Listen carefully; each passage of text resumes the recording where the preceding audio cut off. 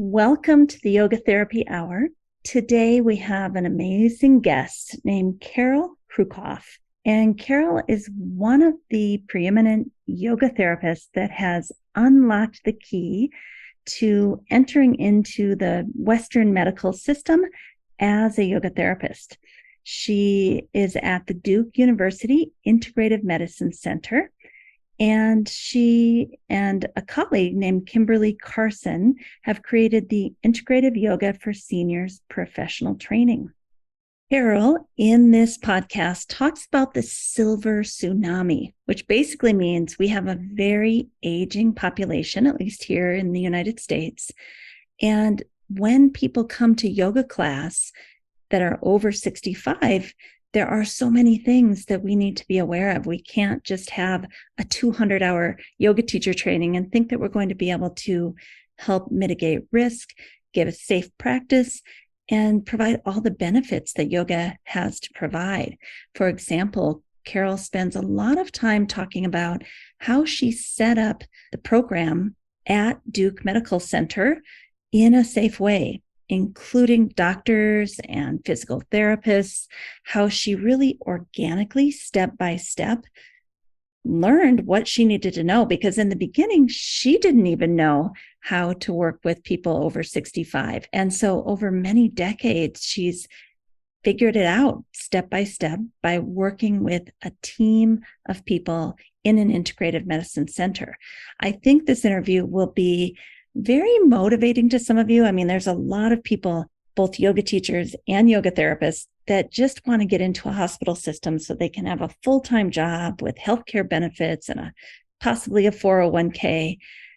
And I don't think people realize the steps that someone like Carol had to take over many decades to make this happen, that we're actually not there yet with having yoga in medical or hospital settings. Now, I think that's going to change.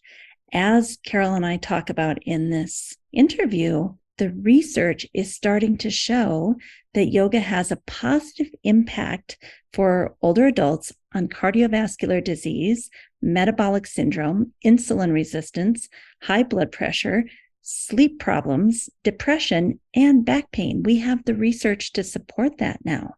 And if we can get really qualified yoga therapists and yoga teachers to understand the risks of an aging population around osteoporosis, around heart disease, around people pushing too hard and having a striving mentality, if we can mitigate some of those risks, we can help people have better physical health, but also mental, emotional health, spiritual connection. We can reduce isolation. There's so many positive things that yoga can do. And I think when doctors out there and nurses and administrators of hospitals see all the positive benefits that can happen in the bio-psycho-spiritual realms as a result of practicing yoga, how could they say no to that? So I think we will all look back at Carol as one of the main pioneers that was able to figure out a way to get into the system and do it well and start this Yoga for Seniors professional training, helping others understand how to do it well also. So it's with great admiration and respect that I introduce you to our guest today. Welcome to the Yoga Therapy Hour. My name is Amy Wheeler, and I'm your host. The Yoga Therapy Hour is here to support you on your mental, emotional, and spiritual journey. We talk about things like nervous system regulation, spiritual connection, how to be more involved in your community, how to communicate well, how to manage your mental health. There are so many things that we are excited to share with you in Season 5 of the Yoga Therapy Hour podcast, and we hope that you will share it with your friends, family, colleagues. All right, let's get into today's episode.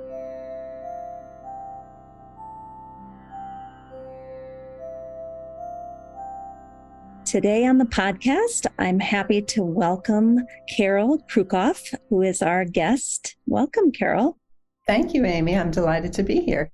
So, Carol, you work at Duke Integrative Medical Center, and you are the primary and only yoga therapist in the integrative medicine department, I understand. Is that right? Well, actually, in the whole hospital system. So they made a special entry. The Duke Health Organization has a special entry in the medical record system for yoga therapy, and that was made for me. So I'm really delighted that I can represent yoga therapy and be a yoga therapist here in the Duke medical system. And how long have you been doing this? Duke Integrative Medicine opened its doors in 2007. So it is a freestanding integrative medicine facility, which is really an amazing facility. We have acupuncturists, massage therapists, we have integrative medicine practitioners, primary care docs, and nutritionists. So it's really a whole health, whole person center. And when we opened in 2007, I was very grateful to be invited to be the yoga therapist here. So that's when I started. Wow, you're really on the cutting edge. I mean, I think we all hope that one day we'll have yoga therapists in every hospital in the United States and beyond. Well, particularly then, back in 2007, it was relatively unheard of to have yoga therapy in a health system. So when it came time to do charting, which we do, on the computer, they had to create a whole new category for yoga therapy for this particular offering. And you and your co-director, Kimberly Carson, you created a program called Integrative Yoga for Seniors Professional Training. Do you think that helped you to get in the door, or were you already in the door when you created that professional training? Well, I was actually already in the door when we created the training. The building itself is a really remarkable, architecturally award-winning facility. And the beginning staff was trying to come up with ways, how can we use this really amazing state-of-the-art facility to further the cause of integrative health and integrative medicine? And at that time, I had been working with older adults and people with health conditions, as had Kimberly, and felt a strong need to get more training and information for myself about what do I do if I have a patient who just had bypass surgery or someone who has an artificial hip or artificial joints. And so Kimberly also been offering yoga in medical settings. And wouldn't it be great to create some kind of training where we brought in doctors from the Duke healthcare system and other health professionals? So we have physicians, health psychologists, physical therapists. And wouldn't it be great if we had them offer their expertise and tell us what we need to know about some of the conditions that we're working with? What does Western medicine have to say about movement considerations for this population? So we decided to try a 3-day weekend to see if anyone would show up. I've got to credit also my husband, Mitch, is a cardiologist here at Duke, and I would come to him with questions. Oh, I've got a client who has atrial fibrillation. Is there anything I should think of? This sort of thing. And Kimberly and Mitch and I were kind of thinking about this training. On that original 3-day weekend, we had Mitch on the faculty talking about heart disease. And I believe Kathy Shipp also came talking about osteoporosis, because that was another area where we were finding that there were significant risks that were posed by very common yoga practices. So Kathy and Mitch were our medical faculty for the weekend, and we wondered if anybody would show up. Well, we filled up. We had 40 people, which was our capacity. And what everybody said, this just wasn't enough. We need more. We need more. So over the years, that was 2007, we started out as a 3-day weekend training workshop. We tried a 5-day model, and what we have evolved and where we are now is we do an 8-day, very intensive on-site professional training here. We have staff of 7 Duke faculty members who talk about what we consider the most common conditions for older adults. My husband, Mitch, still talks about cardiology. Kathy Shipp is retired, but Laura Troost is a wonderful physical therapist specializing in osteoporosis. We have someone who talks about arthritis and Alzheimer's and dementia, lung disease.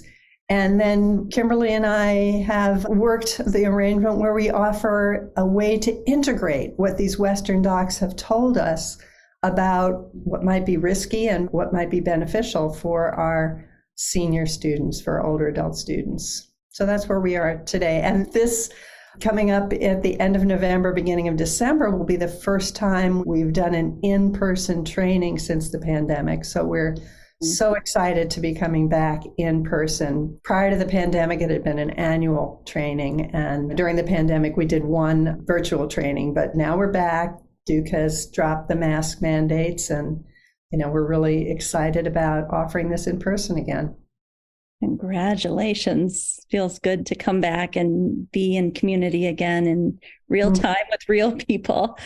So what I just really loved about what you had said is this kind of developed organically. I mean, I hear so many people that kind of have an idea and they get really far along with the planning and with the, it's going to be this great big program, only to have it fall flat. And I really like what you did, which is, okay, there's a need here. We're teaching yoga to elderly adults, and we want to make sure they're safe.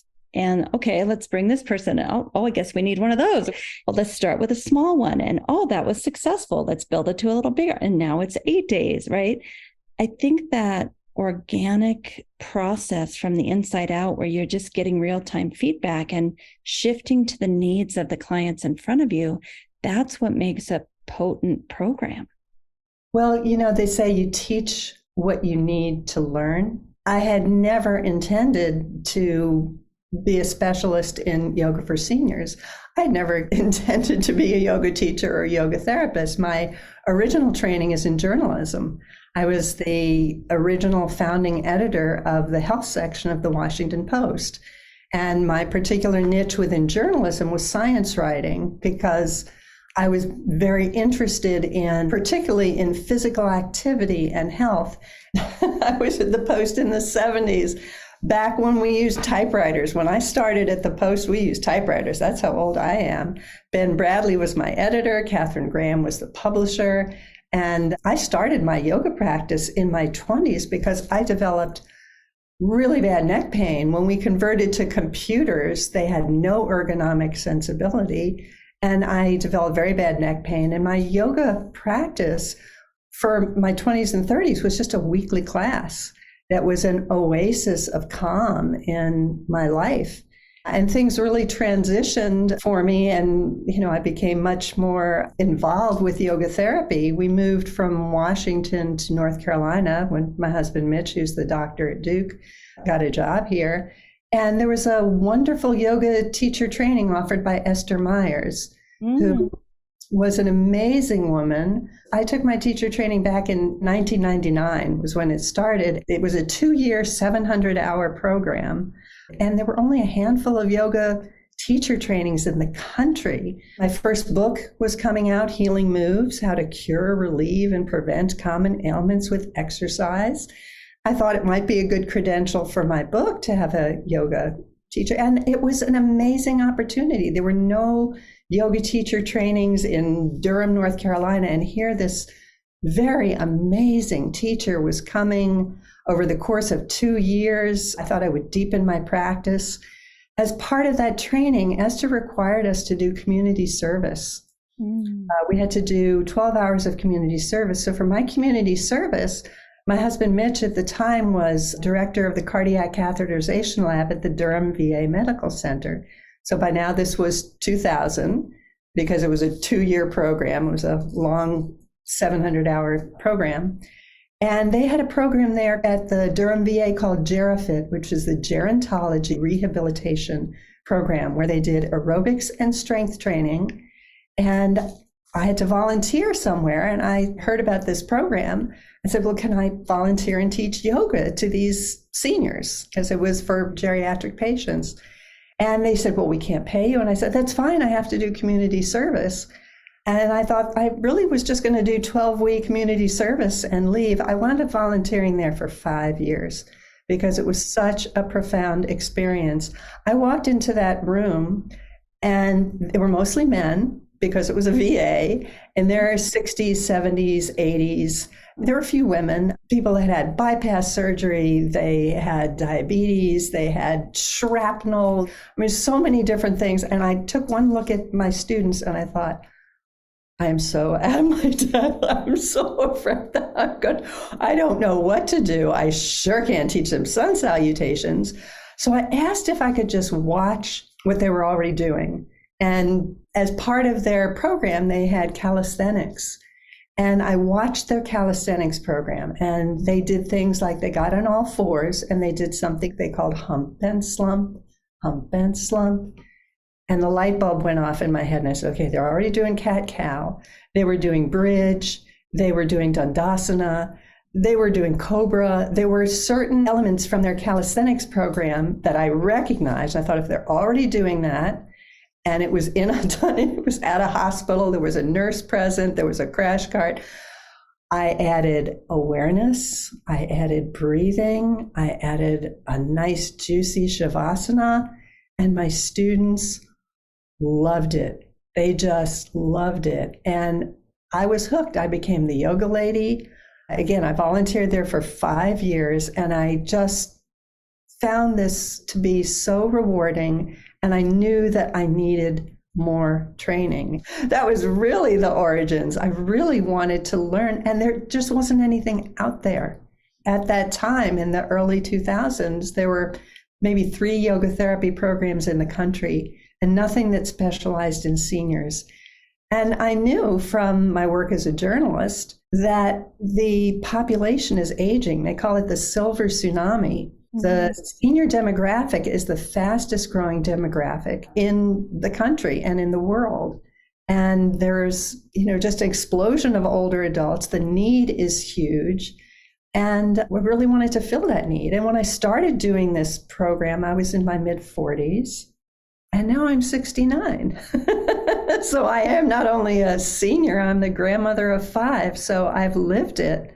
And my practice has changed dramatically through what I've learned and through the experiences I've had over the years. Wow, there's so much goodness in that story.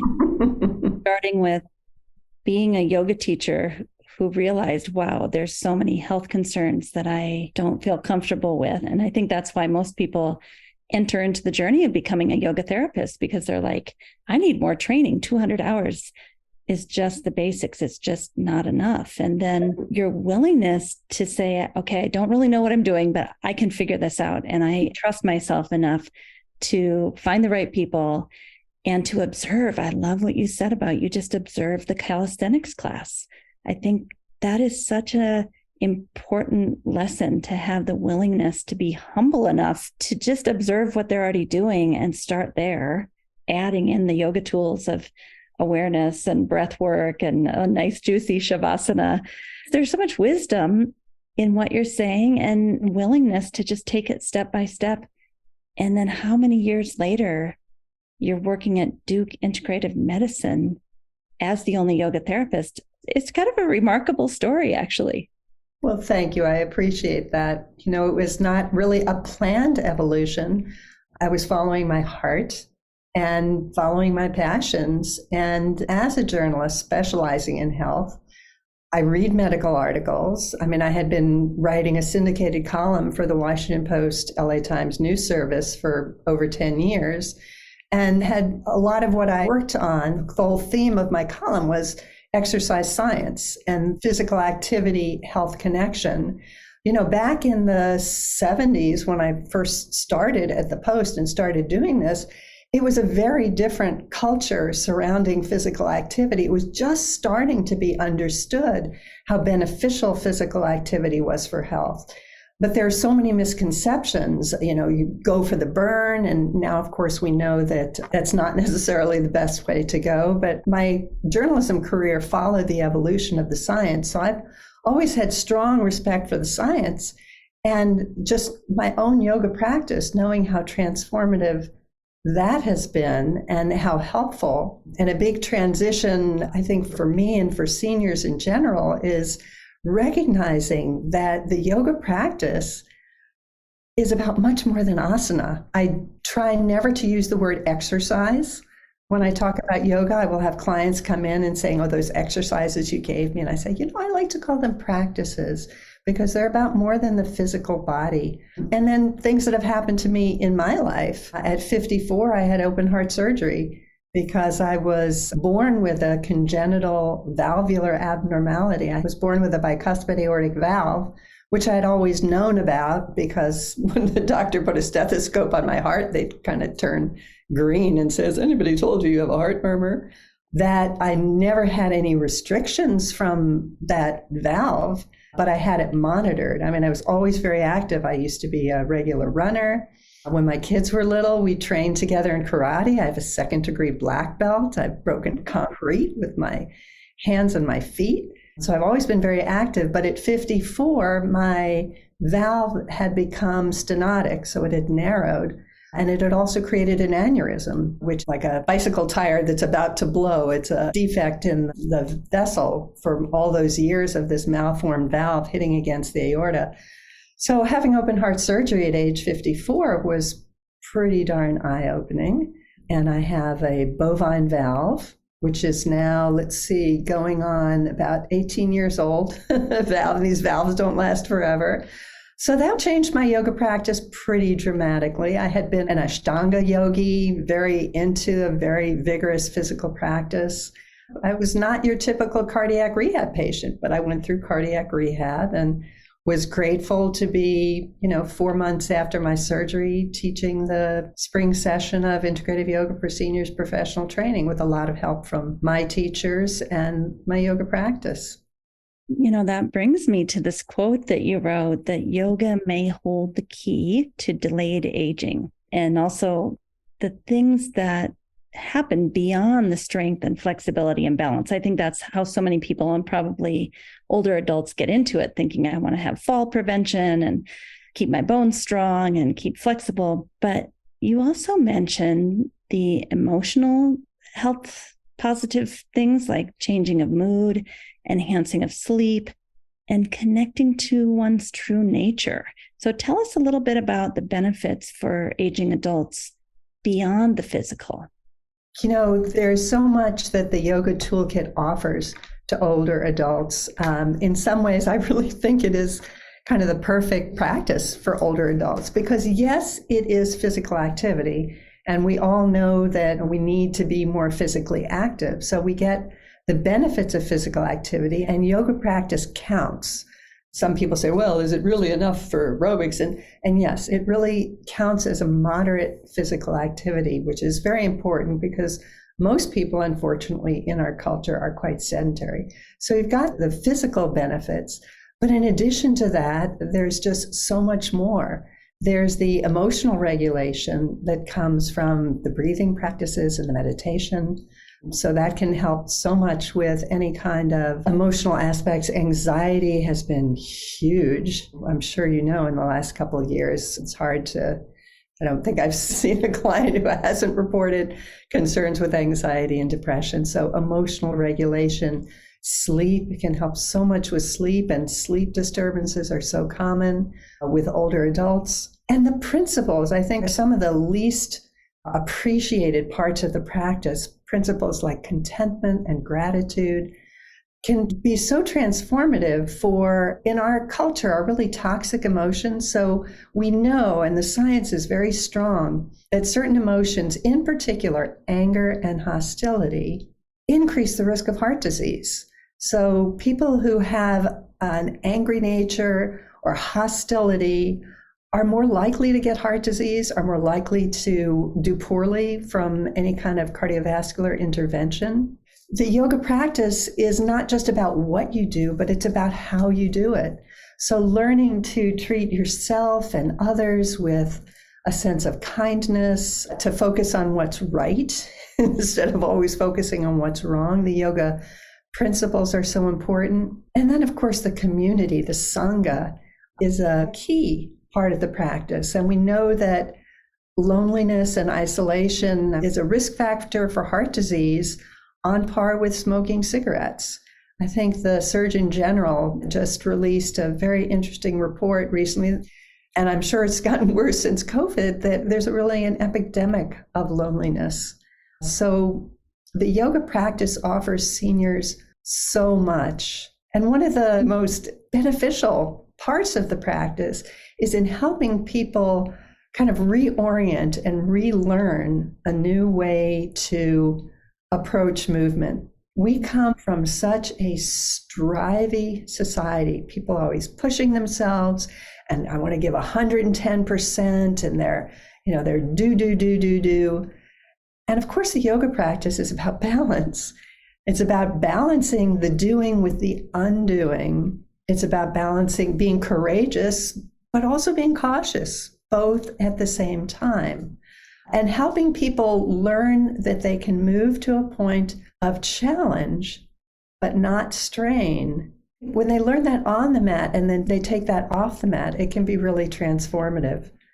I think that is such a big one. I don't know about you, but going into my 50s now, I just cannot work out like I used to. And I used to be one of those drivers, and I will injure myself every time. And I agree with you that yoga has shown me to work at my 60 to 70% of maximum, and that will grow over time. You will see magnificent improvements, but you don't have to go to 80 or 90% and get injured, and kind of relearning that what feels like an easy practice to me is actually exactly what my body needs. Simple is the new strong. It's so important to recognize how to move with kindness and compassion. So many of the people I work with, it's a brand new experience. In our culture, I think many people live from the neck up. Mm-hmm. We're in our heads all the time. We don't notice what's going on in our body until something's really wrong. It has to shout to get our attention. And the yoga practice, of course, teaches us how to be present in our body and to notice maybe those little small sensations that we might not have paid attention to, and then to relax. Sometimes we go deeper, not by doing, but by undoing, helping people learn how to let go of that chronic body armor, that muscle tension. There's so many, particularly older adults, who have chronic pain. And as you know, a tendency is to tense around the site of the pain. Our poor bodies are just trying to protect ourselves. And many people aren't even aware that they're guarding. They're holding all this muscle tension, and very often shoulders, neck, jaw. And the yoga practices can be a big awakening of, oh my goodness, I didn't even know that was there. How about that? Can I learn to relax that? Can I learn to let that go? When I do move, can I move to a point of challenge and not strain? I mean, I'll ask someone, a client, when we're working, I'll say, well, how does that feel? Does it hurt? And they'll pause and they'll, well, I said, I think it probably does hurt. They don't want to say. It's okay to acknowledge what's happening. They don't have to need to impress me or anybody else. Just be present with what's there, welcome whatever shows up, relax into it, and move to a point of challenge, but not strain. And the other skills we teach, like activity pacing, is huge for older adults. I find now that I'm 69, going on 70, I can do a lot. And many of the things that I could do when I was much younger, I just need more recovery time. That's the truth of it for me. So I don't do 2 hard days in a row. I'll do hard, easy. So learning how your body works and what is optimal. And I think kind of the secret sauce that we offer, particularly to older adults, is the invitation to relax. Yeah. We even called our book Relax into Yoga for Seniors, because again, we come from this very strivey, pushy, it's got to look a certain way, it's got to be a certain way, is this right kind of mentality, and just relax and trust what the yoga wisdom tells us is that we are whole and complete just as we are. And can we touch into that? It's really not a work out, it's a work in. When you say relax into yoga, I think people might be thinking, oh, does that mean we get to take a nap on the floor? But what I think you're saying is no matter if it's a standing pose, a lying down pose, a seated posture, coordinated with breathing, mindful attention, and a softness and an ease, but there is still an alertness and an attention to detail. So I just think people listening, when you say relax into yoga, they may not even know what that could look or feel like. I think you've got it exactly right. As you know, the sutras say a yoga pose should be steady and comfortable. Yeah. And, we're stable and alert. That relaxed movement, that kind of easeful movement is not something that people associate with any kind of physical practice. There is this misconception that it needs to really be hard. And yeah, when I was in my 20s and 30s, I loved doing handstands and the Ashtanga practice, and that may well be appropriate. And even within those practices, the imperative of steadiness and ease and the invitation to attention is still there. It just depends on who's in front of you. We've been talking about all of this ability to age successfully and the emotional components, the sleep, the enhanced social connections, maybe even a spiritual connection. But there's quite a bit of research out there showing just how amazing yoga is for helping with real physical health problems like cardiovascular disease, metabolic syndrome, insulin resistance, correcting blood pressure, depression, back pain. It almost seems like panacea or some amazing thing that you do yoga and you get all these magical benefits. It has been very exciting to be in this field over the last several decades because there has just been, as you said, an explosion in the science supporting the therapeutic benefits of yoga. I do regular talks for the PA students and sometimes for the medical students. And I remember going to PubMed probably 20 years ago and searching yoga and coming up with a few thousand hits. And now there's so many more. I haven't done it recently, so I can't tell you the number, but there has been just an explosion. And when you go to clinicaltrials.gov, which is the repository for current ongoing trials, there are also so many trials supporting yoga, which is one of the real strong reasons why I felt strongly and so grateful to be working in the Duke University Health System, because I do think that if we're going to get yoga therapy into the mainstream, you've got to have the documentation. You have to have the science. There needs to be the evidence. This is an evidence-based culture and medical system. And now physicians are prescribing yoga to their patients for a variety of reasons because the evidence is there and it's continuing to emerge. And I've been very grateful to be a consultant on several research projects with physicians who are studying yoga's benefits. There's a group at Wake Forest University I've been working with. We did one, they used our Relax into Seniors program, and they measured it against cognitive behavioral therapy, which is the state of the art for worried older adults.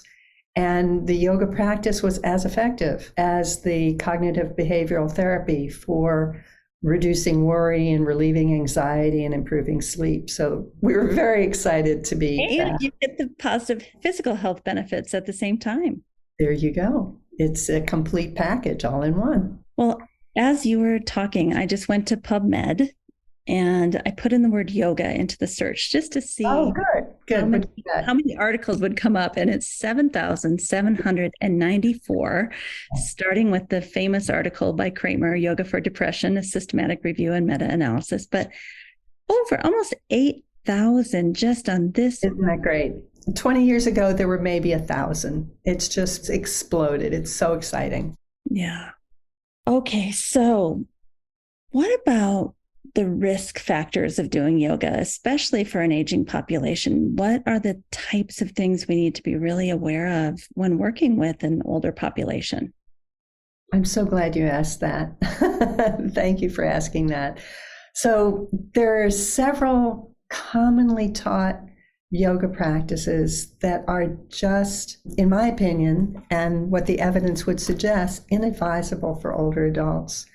So one is forward bends with straight legs. So loaded flexion. So osteoporosis, which is low bone density, osteopenia.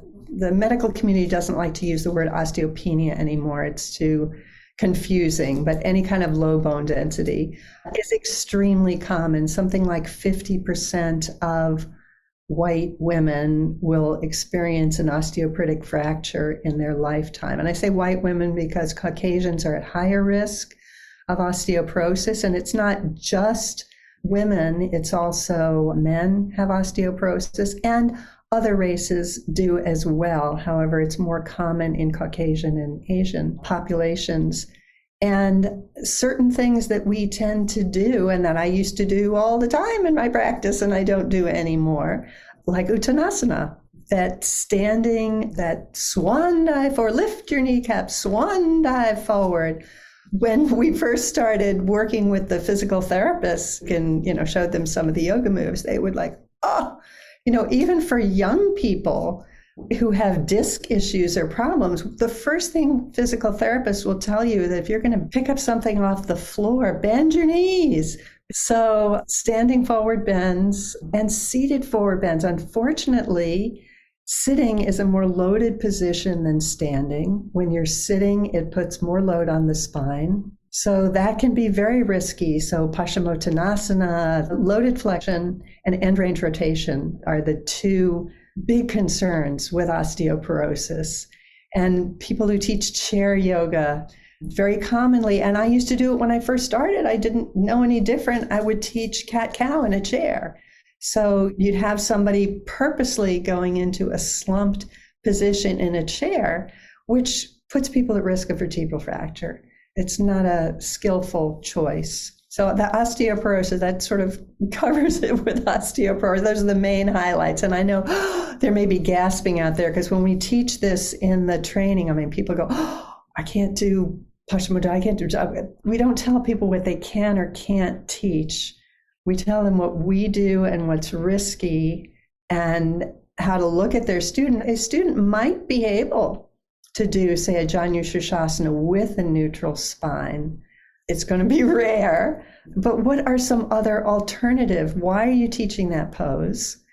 And what's the intention? And what are some safer ways to reach that intention? That's the theme of this article that Kimberly and I have in the recent topics in geriatric rehabilitation, talking about how to safely modify based on the evidence. Another issue that comes up a lot is with heart disease.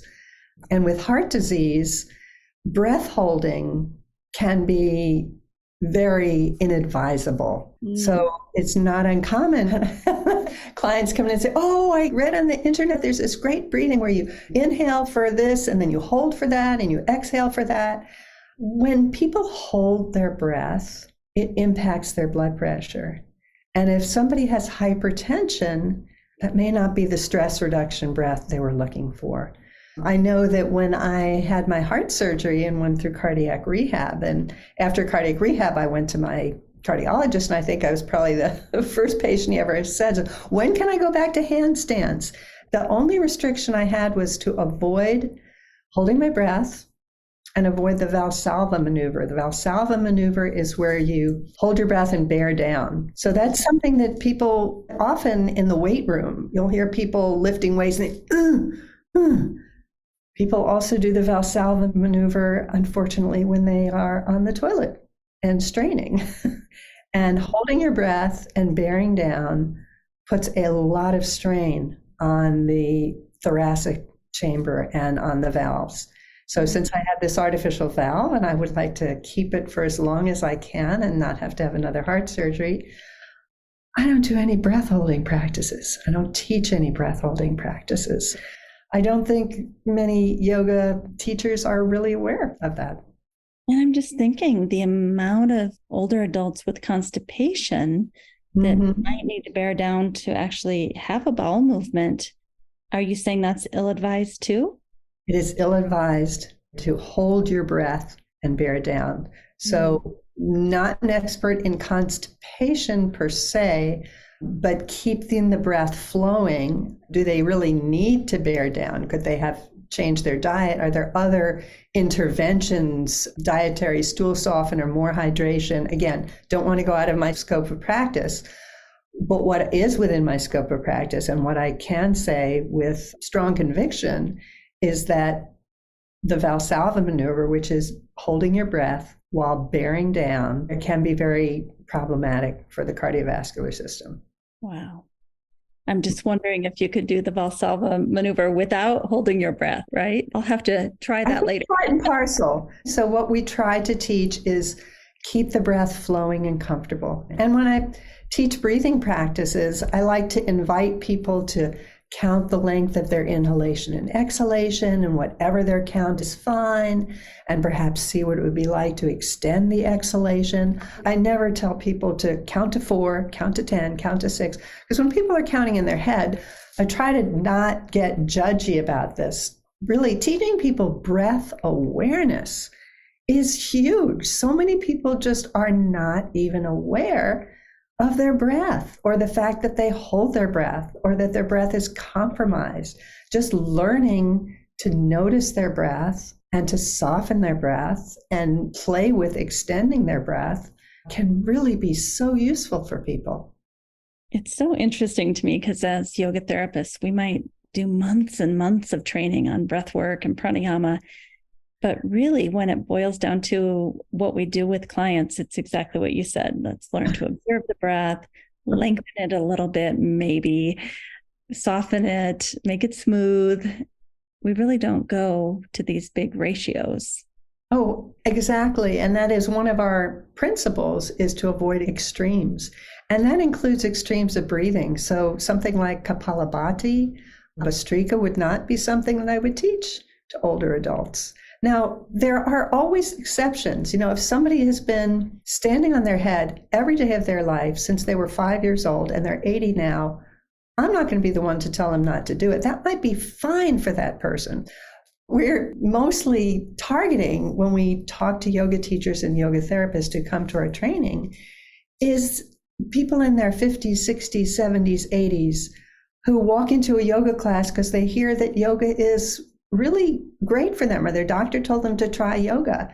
And the fact of it is, many people are deconditioned. Most people have chronic conditions and many medications. The average 75-year-old has 3 chronic conditions and is taking 5 medications. And the medications alone can be a risk factor for dizziness, for so many other things. So to recognize that that person walking in the door, why are they coming? What do they want? And typically they want to feel better. They want to function better. They want to be able to get down on the floor and play with their grandchildren. They want to be able to keep driving, be able to turn their head comfortably so they can stay behind the wheel. They are less concerned about a yoga abs and yoga butt. Yeah, everybody wants to look better, but they're much more interested in how they feel and how they function. And that's what the practice can offer. And it does not have to be crazy pretzel poses and party poses. We can really offer them so much with our toolkit of postures, breathing, meditation, and then again, the principles of learning how. It's not just what you do, but how you do it. Beautifully said. To summarize that, I think when I look at my aging parents, they just want to maintain their independence for as long as possible. Like you said, be able to drive, get to the grocery store. And if we could promise that this might help with that, I think they'd be all in. Oh, amen. One of my early students was my mother, who's been gone now for 10 years, was not at all interested in physical activity. She only took that yoga class because I taught it. And it really was amazing, the experience of being able to offer that to her. When I first started teaching at the independent living facility, we always offered the class with a chair and the floor, and people can either start on the floor or sit in the chair if they can't get down and up from the floor. And she said, well, I'm going to sit in the chair. I'm not getting down and up in the floor. I'm, 82 years old.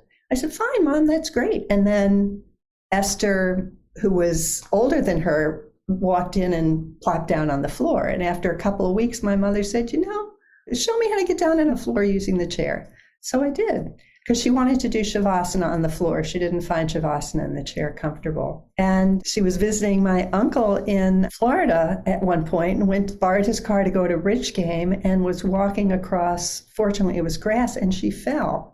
And there was nobody around. And she fortunately didn't break anything, because she had pretty severe osteoporosis and had falls and had broken things before. There was nobody around, and she was terrified. And she didn't know how to get up. And she said, well, what would Carol do? Well, Carol would say, Mom, breathe. And then she said, I do this in yoga every week. So she rolled to her side.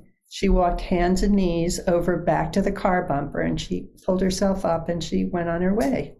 So just teaching people how to get down and up from the floor can be an important life skill that we can offer. And in my mother's last days, we did breathing practice in the ICU, and it was very hard, but it was also very profound. Leading to that last exhalation. Yeah. Well, Carol, thank you for being so generous today with all of this knowledge. I feel like anyone listening that has any hope of working with seniors might be interested in joining you and your co-director, Kimberly Carson. And I understand you and Kimberly used to work at Duke together, but now Kimberly has moved to the Oregon University of Health Sciences, but you're still running the program together, it sounds like. That's correct. We still offer the training. We're doing it again right after Thanksgiving, first week in December. We're offering it again at Duke. So she and I are still partnered up, and medical journal articles together. We have a book, Relax into Yoga for Seniors, and DVD. And Kimberly is a very skilled meditation teacher. She and her husband, Jim, have done quite a bit of research looking into the impact of mindfulness and yoga on numerous health conditions. So she's a very talented and skilled professional. I'm very delighted that we've been able to create this program together and share it. Thank you for being with us, Carol. It was an honor and a pleasure to get to know more about you and your work and all the people you've helped over many, many decades through your own passion and following your heart. That was really inspiring.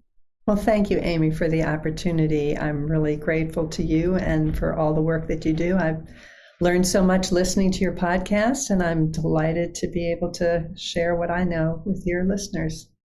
Thank you.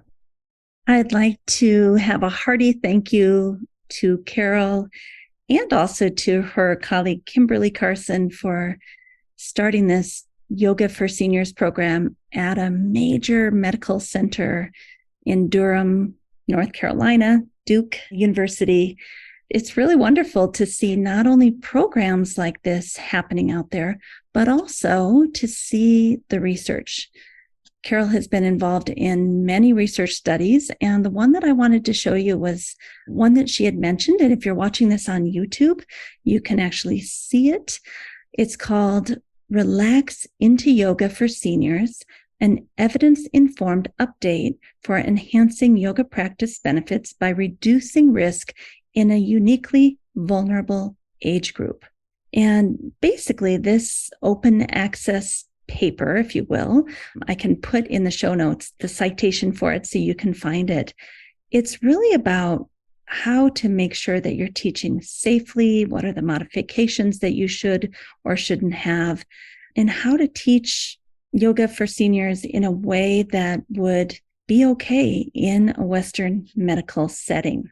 So this is a lovely article. She also has some others that she has published with co-authors, but this is the newest and the latest one. And I just wanted to make sure you could get your hands on that, because many of you might, if you're a yoga teacher, consider becoming a yoga therapist so that you feel more qualified to work in settings like this. Or it's possible that you want to try to start a yoga program or yoga therapy program in a hospital or Western medical setting, I think using Carol's template of how she went about it and how she grew it organically and learned from the feedback loop at every step, I think that's much more realistic than just thinking that we're going to step into a big time job that's full time with healthcare benefits. I think it's going to be something usually where we kind of grow with the program over time, get people to buy in, get administration to buy in. And then over time, maybe something as wonderful as happened for both Carol and Kimberly could happen to one of us.